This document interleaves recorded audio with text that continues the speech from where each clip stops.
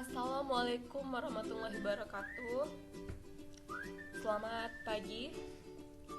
Pada kali ini kita masih membahas judul materi kita, yaitu aktivitas penduduk Indonesia di sekitar pantai dan laut.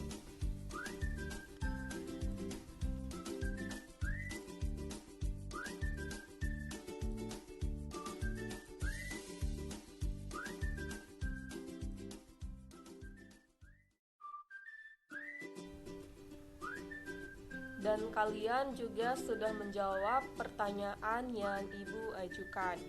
Pertanyaannya Ibu ulangi, menurutmu kegiatan atau aktivitas apa sajakah yang sesuai dengan keadaan garis astronomis di Indonesia?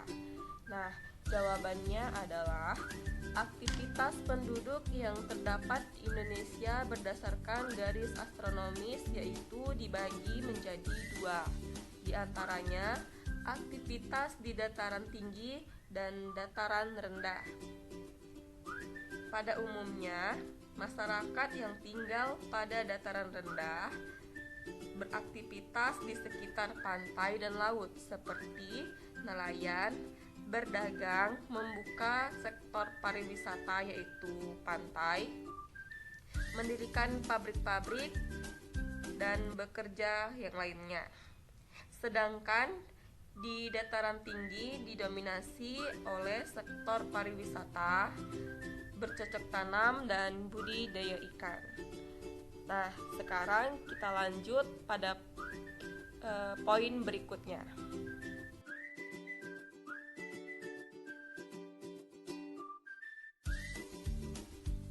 Baiklah, langsung saja kita masuk ke poin yang kedua, yaitu letak geografis Indonesia.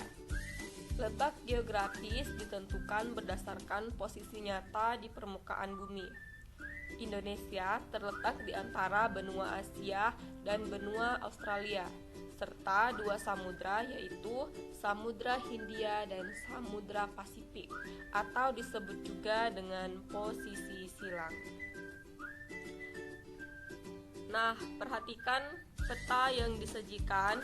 Di sini bisa kita lihat Indonesia berada di garis khatulistiwa di antara atau diapit oleh dua benua dan dua samudra. Itu menyebabkan Indonesia menjadi sangat strategis.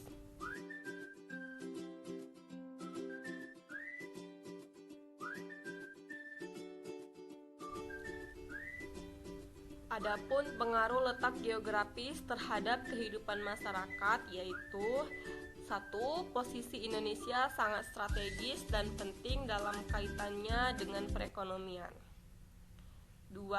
Indonesia berada di persimpangan lalu lintas dunia, sehingga letak geografis merupakan salah satu determinan yang menentukan masa depan dari suatu negara dalam melakukan hubungan internasional. Dan yang ketiga, berpengaruh besar terhadap peristiwa-peristiwa yang memiliki pengaruh secara global. Nah, jadi kita ketahui banyaknya investor asing yang berbisnis atau menanamkan modal di Indonesia, baik itu di sektor pariwisata. Kemudian ada lagi yang paling banyak yaitu investor pada bidang pemasok peralatan rumah tangga, elektronik, dan kendaraan bermotor. Jadi Indonesia merupakan negara konsumen yang paling tinggi di dunia. Jadi ini sangat menguntungkan bagi negara-negara asing.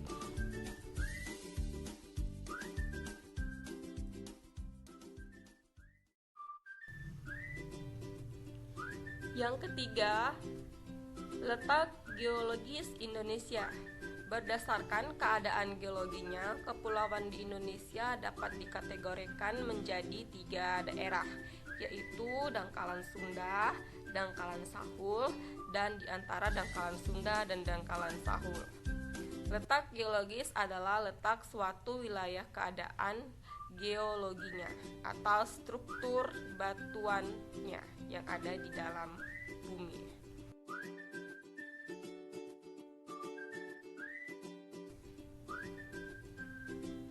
Indonesia bagian barat merupakan bagian dari benua Asia.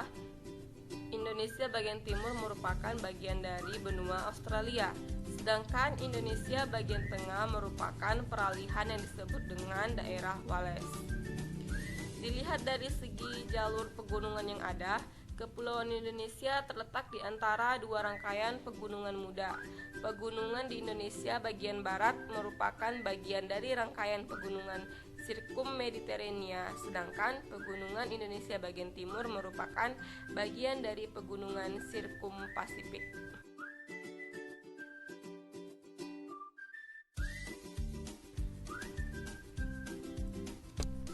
Akibat dari letak geologis Indonesia diantaranya yang pertama, Kepulauan Indonesia memiliki banyak gunung api yang aktif.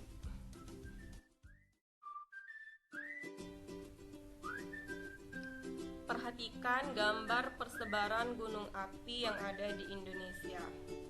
Adapun persebaran gunung api di Indonesia adalah di Sumatera sebanyak 12 buah, di Jawa sebanyak 21 buah, Bali sebanyak 2 buah, Nusa Tenggara 20 buah gunung api, Laut Banda ada 9, Sulawesi Utara ada 6, Singihe ada 5 gunung api, dan di Halmahera ada 5.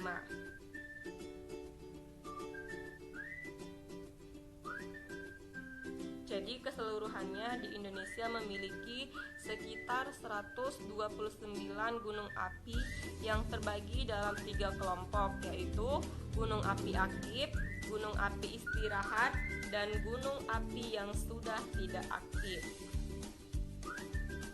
Indonesia sendiri memiliki 80 gunung api aktif yang tersebar di sepanjang jalur gunung api Indonesia.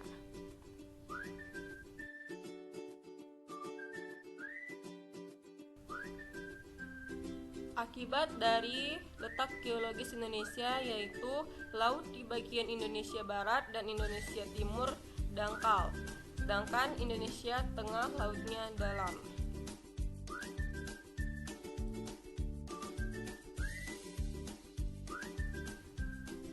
Yang ketiga yaitu Indonesia menyimpan banyak sumber daya alam, tambang, dan mineral. Salah satunya seperti timah, nikel, biji besi, emas, perak, minyak bumi, dan batu bara, dan masih banyak lainnya yang bernilai tinggi. Akibat yang keempat yaitu struktur geologis Indonesia, termasuk daerah yang labil dan sering mengalami gempa bumi tektonik dan vulkanik. Salah satu gempa terjadi pada 2018 yang lalu, yaitu gempa Palu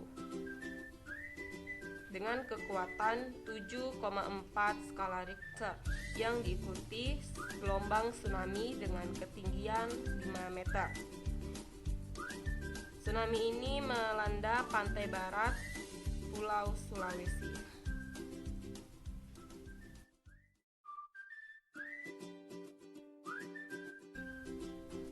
Yang kelima, pegunungan di Indonesia merupakan rangkaian Sirkum-Mediterania dan Sirkum-Pasifik. Oke, demikian yang dapat Ibu paparkan pada hari ini, yaitu letak geologis dan letak geografis Indonesia. Untuk itu, jawablah pertanyaan berikut ini. Berikanlah contoh gunung api aktif di Indonesia beserta letak gunung api tersebut. Selamat mengerjakan. Assalamualaikum warahmatullahi wabarakatuh.